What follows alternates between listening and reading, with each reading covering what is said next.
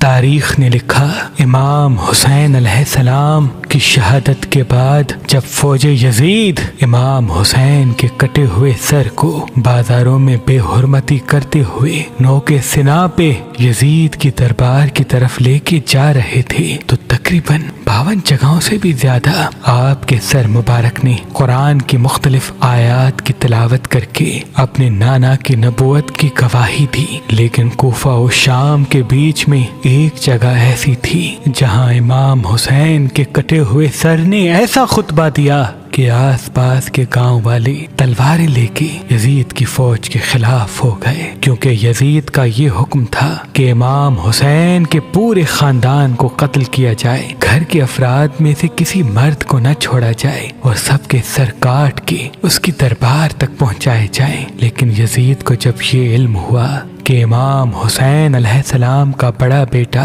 امام علی زین العابدین علیہ السلام بیبیوں کے ساتھ قید ہو کے شام کی طرف آ رہے ہیں، تو یزید نے اپنے سپاہیوں میں سے کچھ کو اس پیغام کے ساتھ شمر کے پاس بھیجا کہ جس طرح سے بنی ہاشم کے تمام سر کاٹ کے میرے پاس لے کے آ رہے ہو، ویسے ہی علی زین العابدین کا سر بھی کاٹ لو، کیونکہ میں چاہتا ہوں کہ آل محمد کی اولاد اس زمین پہ قائم نہ رہے، کوئی بھی خود کو محمد مصطفیٰ سے نسبت نہ دے اور رہتی دنیا تک آل محمد کا نشان زمین سے ختم ہو جائے۔ تو یوں زبیر بن عبداللہ اور حارث بن نعمان اس قافلے تک آ پہنچتے ہیں جس میں رسول اللہ کی بیٹیاں ننگے سر قیدی ہو کے آ رہی ہیں اور رسول اللہ کے پورے خاندان کے سر کٹے ہوئے نوکے سنا پہ بلند دربار یزید کی طرف چل رہے ہیں۔ جیسے ہی ان سپاہیوں نے تلوار نکالی اور باواز بلند شمر سے کہنے لگے کہ اے شمر، یزید کا حکم ہے کہ تو نے حسین کے بڑے بیٹے علی کو ابھی تک کیوں زندہ چھوڑا ہے؟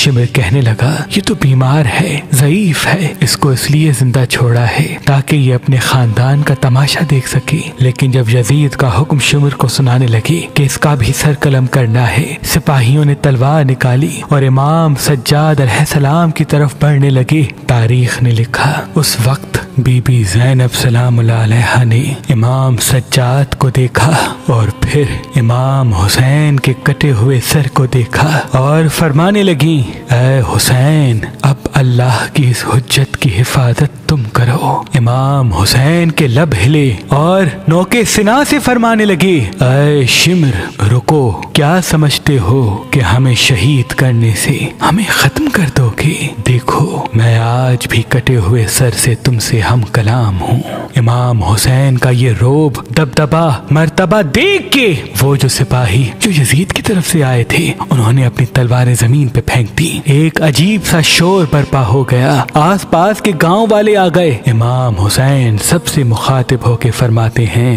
اے بستی والو، میں حسین ابن علی ہوں، فاطمہ کا بیٹا، رسول کا نواسا، وہ محمد جو تمام انبیاء سے افضل ہے، اور یہ جو خاندان قیدی بنا کے یزید اپنی دربار کی طرف لے کے جا رہا ہے، یہ وہی خاندان ہے جس کے لیے اللہ نے قرآن میں قسمیں اٹھائی ہیں۔ یہ خاندان پوری انسانیت میں اللہ کے سب سے قریب ہے۔ یہ جو بیبیاں ننگے سر تم دیکھ رہے ہو یہ رسول کی بیٹیاں ہیں، یہ تمام سر جو کٹے ہوئے نوکے سنا پہ بلند ہیں یہ رسول کی اولاد ہیں۔ جیسے ہی امام حسین علیہ السلام کے الفاظ آس پاس کے گاؤں والوں نے سنے، انہوں نے اپنی تلواریں نیام سے نکالی اور یزید کے سپاہیوں کی گردن پہ رکھی اور کہنے لگے کہ اگر امام سجاد کو قتل کیا تو ہم ابھی سب کو مار دیں گے۔ وہ جو سپاہی یزید نے بھیجے تھے اس نے شمر سے کہا اے شمر، سجاد کو آل رسول کے ساتھ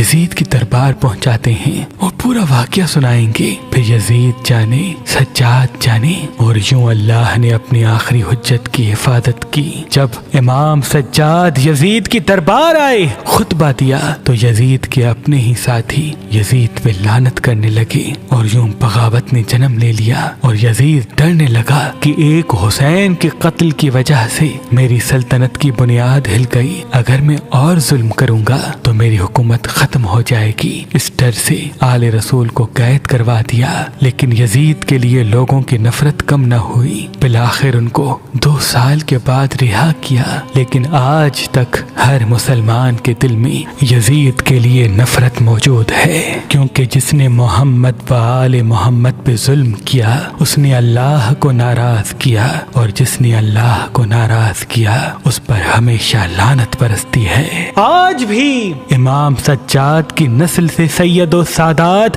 پوری دنیا میں رسول اللہ کی اولاد کہلاتے ہیں، کیونکہ یہ اللہ کا وعدہ ہے کہ وہ محمد مصطفیٰ کی اولاد کو زمین پہ پھیلائے گا، اور جس یزید نے رسول اللہ کی اولاد کو ختم کرنا چاہا آج اس یزید کی نسل کا نام و نشان تک نہیں ملتا۔ جب محرم آتا تو اللہ کے ولی حضرت شاہ شمس تبریز سبزواری حسینی عقیق پہ خاص اسم اعظم دم کرتے اور اپنے عقیدت مندوں کو کہتے آج سے یہ عقیق اپنی شمس والی انگلی میں پہنا کرو، دیکھنا یہ حسینی عقیق تمہارے چاروں طرف ایک روحانی طاقت کو قائم کر دے گا۔ جہاں جہاں تم جاؤ گے تمہاری اہمیت لوگوں کے دلوں پر حاوی ہوگی، تمہاری باتوں کو لوگ تسلیم کرنے لگیں گے، اور ساتھ ساتھ نظر، حسد، ہر قسم کی نحس طاقت کبھی بھی تم پہ حاوی نہیں ہوگی۔ فتح و کامیابی کے راستے تمہارے ساتھ ساتھ ہوں گے۔ شاہ شمس کے بعد